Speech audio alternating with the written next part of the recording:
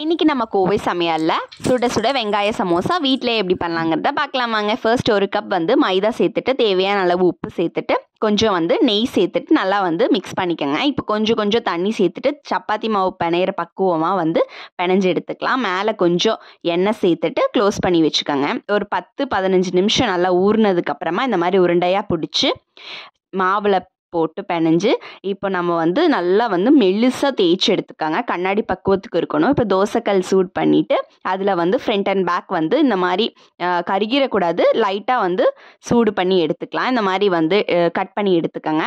அடுத்தது பேனில் தாளிப்பு ரெடி பண்ணுறதுக்கு எண்ணெய், சீரகம், பெரிய வெங்காயத்தை நல்லா 4 பெரிய வெங்காயத்தை நல்லா நீல வாக்கில் கட் பண்ணி சேர்த்துக்கோங்க.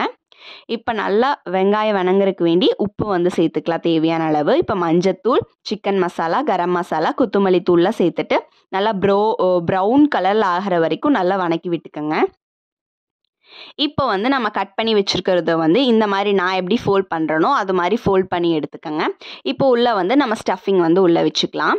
உள்ளே வச்சுட்டு இப்போ மைதா பேஸ்ட் கார்னரில் தடவி எடுத்துக்கோங்க.